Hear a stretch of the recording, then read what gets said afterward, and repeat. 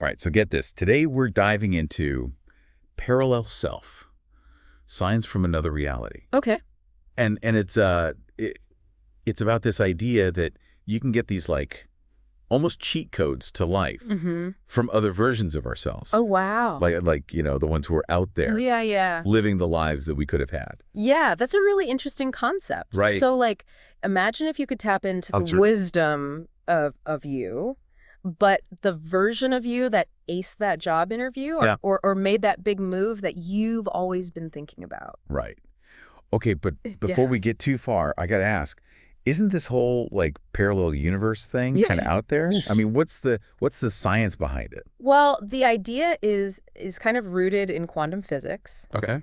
And specifically this concept of infinite possibilities. Okay. So think of it this way.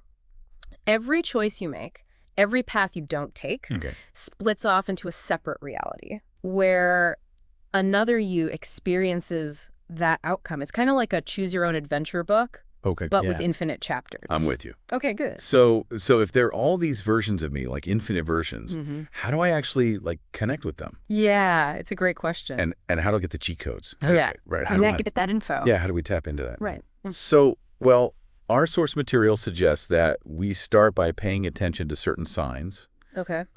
Almost like glitches in the matrix, where these other realities kind of bleed through. Okay. And one of the most common things that people report are repeating numbers. Like seeing 1111 on the clock or 4.44. Exactly, yeah. Or on a license plate even. Yeah.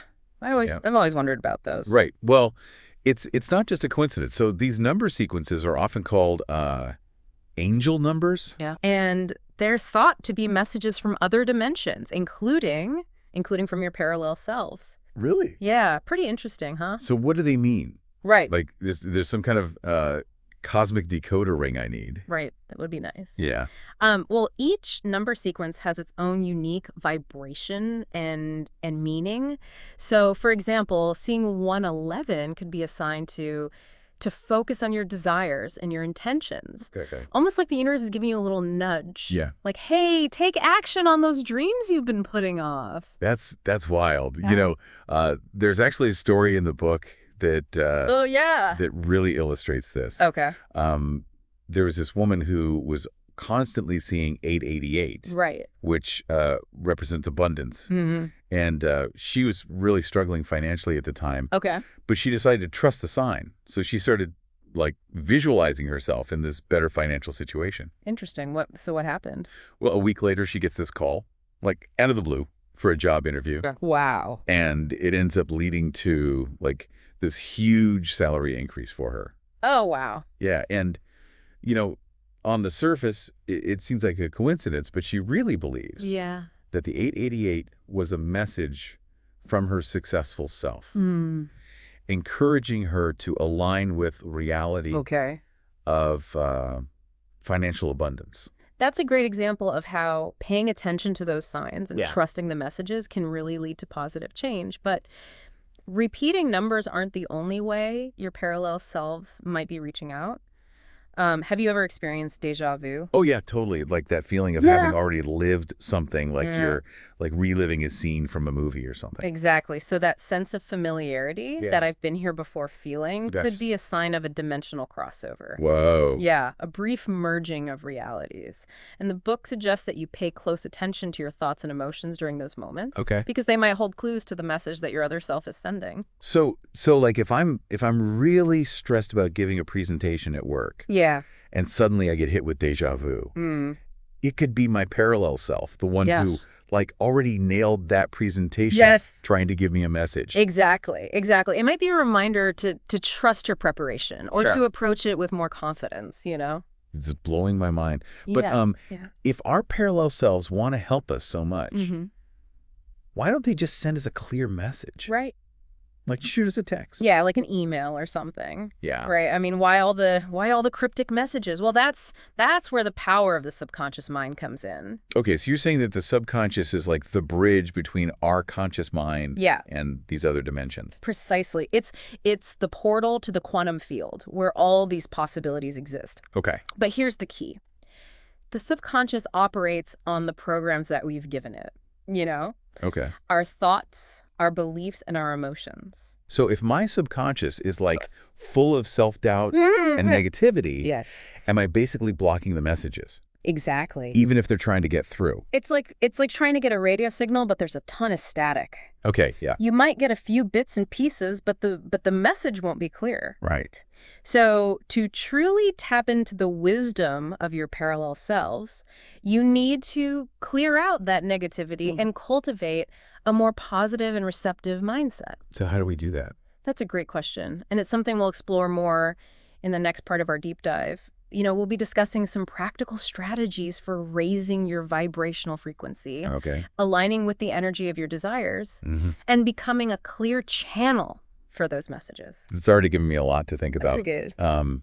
It seems like understanding our subconscious is key to, unlocking the potential of our parallel selves. Absolutely. And creating a better reality. I can't wait to dive deeper. Okay, welcome back. So last time, we were like getting our minds blown by this idea of parallel selves sending us messages through, repeating numbers and déjà vu. Yeah. I got to say, I've been seeing 11.11 everywhere. Oh, really? Since our last conversation. That's a great sign. Right. It means you're becoming more attuned to those messages from other dimensions. But we also kind of left off on a cliffhanger. Oh, did we? We were talking about the subconscious mind being like this portal to the quantum field and how all that negativity can block those messages. Right. So how do we clear out all that clutter and, make our minds more receptive? Well, one powerful technique is to shift our focus from fear and scarcity to gratitude and abundance. Our source material really emphasizes that the universe responds to our vibrational frequency. Okay, I've heard that term before. Yeah. Vibrational frequency. Yeah. But I'm not really sure I get it. Right. Can you break it down? Sure. Think of it like a radio station. Every thought, every emotion, every belief emits a specific frequency. Okay. When you're feeling grateful, joyful, optimistic, you're vibrating at a higher frequency. Okay. And that aligns you with those positive experiences and outcomes. So if I'm like dwelling on all this negativity, am I tuning into the wrong station? Exactly. And that's the reality I'm going to manifest. It's like attracting more of what you're already focused on. Right. But the good news is you have the power to change the channel. Okay, how do we do that? Give me the practical tips. Yeah. Well, one simple but powerful practice is to start a gratitude journal. Okay. Each day, just write down 3 things you're grateful for. It could be anything, big or small. Okay. Like a sunny day, a good meal, even a kind gesture from a stranger. I can see how that would help me like focus on the positive. Yeah, right. Did it really impact my subconscious? Absolutely. Yeah. By consistently focusing on gratitude, you're essentially retraining your brain to look for the good. You're rewiring those subconscious programs from negativity to positivity. That makes sense. What about, are there other techniques? Yeah, absolutely. Like what else can we use? Affirmations are another really powerful tool. Okay. These are positive statements that you repeat to yourself either out loud or silently. Okay. The key is to choose affirmations that resonate with your desires and your goals. And to say them with conviction, like they're already true. I got to admit, saying things like, I am worthy or I am attracting abundance feels a little awkward at first. I know. It can feel a little strange at first. Yeah. But you're speaking directly to your subconscious mind. Okay. By repeating these positive statements, you're planting these seeds of belief and possibility. Over time, those seeds will sprout and influence your thoughts, your feelings, and your actions. So it's like programming our subconscious for success. Exactly. By giving it this steady diet of positive affirmations. Yes, exactly. I like that. And don't underestimate the power of visualization. Imagine yourself already living that reality that you desire. Engage all your senses. Yeah. Make it as vivid and detailed as possible. So like if I'm dreaming of a new career, I should like visualize myself working in my dream job, feeling confident and fulfilled. Yes. Even picture my ideal workspace. Exactly. The more you embody that feeling of already having it, the stronger the signal you're sending out. And the more likely you are to attract it into your reality. It's like we're creating a blueprint for our parallel selves to follow.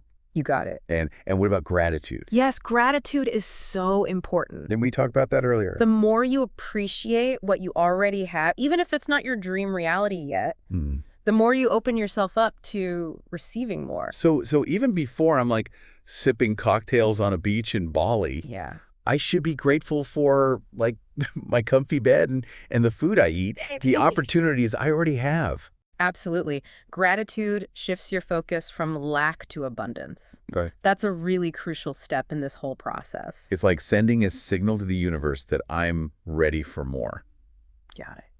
This whole concept of manifestation is so empowering. It is, isn't it? It's like realizing we have so much more control over our reality. Not just like watching it happen. We're creating it. Yeah. Collaborating with the universe and all our other selves. And remember, the journey is just as important as the destination. Okay. There will be challenges and doubts and unexpected turns. Sure. But that's all part of it. So it's about trusting the process. Yeah. And believing in ourselves. Yeah. And never giving up on those dreams. And knowing that we have a whole team of ourselves across the dimensions cheering us on. Okay, so much to digest here. Yeah. We talked about gratitude, affirmations, visualization. And even those challenges being like wake-up calls. Right. Are there any other techniques we can use? Yeah. One final piece of advice from the book is to pay attention to your dreams. Okay. They can contain these symbolic messages from your subconscious and even glimpses into the experiences of your other selves. Really? So they're not just random? No, not at all. There could be like real insights. Absolutely. Hidden in my dreams. Keep a dream journal by your bed. Okay. Jot down your dreams as soon as you wake up, even if it's just fragments. Okay. You might notice recurring themes, symbols, or even messages that relate to your waking life. It's like having a direct line to my other selves while I'm sleeping. Exactly. But what about those big dreams, the ones that seem impossible to achieve in this reality? That's where the concept of manifestation comes in. Okay. And it's tied to everything we've been discussing, Okay. about parallel selves and vibrational frequencies. All right, I'm hooked. How do we actually manifest those dreams? Yeah. Is it just wishful thinking? It's more than just wishing and hoping. And that's what we'll be unpacking in the final part of our deep dive. I can't wait. Okay, so we've covered a lot of ground, Yeah. From repeating numbers to the subconscious. It seems like these parallel selves are practically begging us to connect with them. Right. But let's get to the good stuff. Okay. Manifestation. How do we actually turn those big, crazy dreams into reality? Well, that's the million-dollar question, right? And the answer, I think you might have guessed, is tied into this whole idea of parallel selves and the quantum field. Okay, so it's not just about like wishing on a star or something. Right. Or writing my goals down in a fancy journal. Well, it's a little bit more than that. Right. Remember we talked about the quantum field being like this realm of infinite possibility? Yeah, like a library, like a cosmic library or something. Exactly. So Yeah. it's like every potential outcome already exists. Yeah. And we get to choose which book we want to pull off the shelf. That's a cool way to think about it. Okay. Right. So manifestation is about like aligning our energy with the frequency of our desires. Yeah, it's about choosing essentially the reality that you want. Okay. But it's not enough to just kind of wish for something. Okay, so what's the first step? Yeah. Like how do we get specific with what we want? Well, clarity is key, The universe, it responds best to specific requests. So instead of just saying, I want to be rich, you'd say, how much money do I actually want? Yeah. What kind of lifestyle do I see for myself? Okay, so like if I'm dreaming of traveling the world, I should like get specific. Exactly. About like where I want to go, what I want to do. Yeah. Maybe make a vision board. Yeah, pictures, details. The more detailed your vision, the more powerful that manifestation becomes. You're giving the universe basically a roadmap. Okay, so I've got my vision board. Okay. Do I just like sit back and wait for it to happen? Well, while a positive mindset is essential, manifestation also requires action. It's about aligning your actions with your intentions. So it's not enough to just daydream about it. Right. I have to actually do something. Exactly. Like if I want to travel, I need to like research flights, save money. Yeah. Yeah, you got to learn the language even. Yeah. You're showing the universe you're serious about this. Yeah. You're willing to put in the work. Okay. You meet the universe halfway. It's like we're co-creating. Exactly. With the universe, with our other selves. Yeah. We're putting out the energy, we're taking the steps, and we're trusting that our other selves are out there helping us. I like that. What about, we talked about gratitude before. Yes, yes, yes. Gratitude. The more you appreciate what you have, even if it's not, your ideal situation yet, the more you open yourself up to receiving more abundance. So, like, even if I'm not on that beach yet, I should be thankful for what I do have. Exactly. Gratitude shifts that focus, from lack to abundance. And that is crucial. Okay. It's like sending a signal to the universe. Yeah. I'm ready for good things. This is really empowering. It is. It's like, we have so much more control than we realize. You're not just watching this happen, you're creating it. Yeah, we're active creators. That's right. Wow. And remember, the journey, it's just as important. Yeah. There will be challenges, there will be doubts, there will be unexpected things. Of course. Yeah. But it's all part of it. So it's about trusting the process. Yes. And believing in ourselves. And never giving up on those dreams. This has been incredible. It has. What does all this mean for you, dear listener? That's right. What does it mean for you? It means you have a choice. You can stay stuck, or you can step into these infinite possibilities. Exactly. What area of your life are you ready to change? Yeah. What message is your other self whispering to you right now? It's time to listen. Yeah. And to trust. And to start creating. This has been an amazing journey. And it's just the beginning. Keep exploring. Keep experimenting. Keep believing. And until next time, happy manifesting.